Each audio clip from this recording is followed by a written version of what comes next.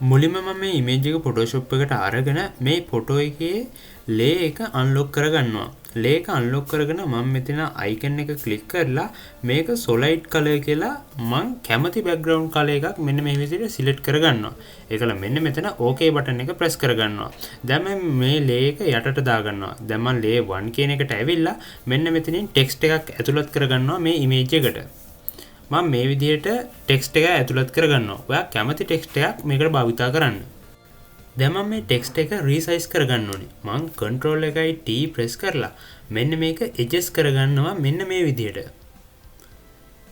ඉතින් මේ විදිහට adjust කරගෙන දැන් මේක මේ මිරිස් කරලේ හැඩයටම ගන්න ඕනේ මේ අකුරු ටික. ඉතින් මම ඒකට කරන්නේ මුලින්ම දැන් මේ විදිහට ගැලපෙන විදිහට මේකේ angle එක select කරලා enter button එක press කරනවා. ඊට පස්සේ මම මෙන්න මේක convert to smart object කියන එකට දෙනවා.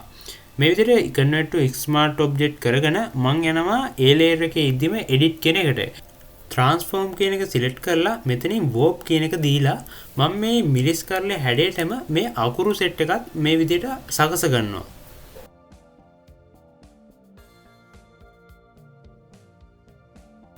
ඒ විදිහට හදාගෙන ඉවරලා මම මෙතන උඩ පෙන්නන හරි ලකුණ ක්ලික් කරගන්නවා.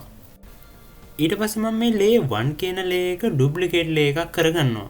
ඒකට ඔයාලට පුළුවන් control එකයි J එකයි press කරගන්න. ඊට පස්සේ ඒ layer එක මම text එකෙන් උඩ layer එකක් විදිහට පාවිච්චි කරනවා. ඉතින් ඒ විදිහට ඇතුළත් කරගෙන මම මෙන්න මේ layer එක මෙන්න මේ විදිහට shift එකයි alt එකයි ඔබන ගමන් මෙන්න මේ විදිහටම මේ layer දෙක එකක් කරගන්නවා. යට තියෙන layer 1 කියන එක hide කරාට පස්සේ ඔයාට ඒ අකුරු ටික දැන් බලා ගන්න පුළුවන් වෙනවා. දැන් මම ඒ පළවෙනි layer එකටම ගිහිල්ලා මෙන්න මේක unhide කරාට පස්සේ ඔයාට ඒක බලා ගන්න පුළුවන්කමක් ලැබෙනවා. දැන් මම මේ layer එකට මෙන්න මේ විදිහට layer mask එකක් add කරගන්නවා. ඊට පස්සේ control එකයි I අකුරයි press කරගන්නවා. එතකොට ඔයාලට පේනවා මෙන්න මේ layer එකේ මෙන්න මේ සුදු පාටට තියෙන කොටුව කළු පාටට වෙනවා. ඒ වගේම මේ red chili කියන අකුරු set එකත් අපිට බලා ගන්න පුළුවන්කමක් ලැබෙනවා.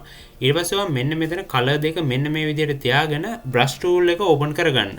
brush tool එක ඔයාට අවශ්‍ය ප්‍රමාණයේ size එකට මෙන්න මේ විදිහට adjust කරගෙන ඔයාට දැන් තියෙන්නේ මෙන්න මේ layer palette එකේ ඉන්න ගමන්ම ඔයාට තියෙන මේක brush කරගන්න. එතකොට ඔයාලට පේනවා අපේ මිරිස් කරලේ ඉතුරු ටික අපිට පේන්න පටන් ගන්නවා.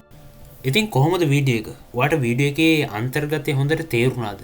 ඉතින් මේ වගේ graphic design ගැන ඔයාට ඉගෙන ගන්න ආසාවක් තියෙනවා නම් දැන්ම Kavindu Graphics YouTube channel එක subscribe කරගන්න. එහෙනම් අපි ඉස්සරහටත් මේ වගේ වීඩියෝ වලින් හම්බෙමු. එහෙනම් අදට ගිහින් එන්න. ඔයාලා හැමෝටම සුබ දවසක්.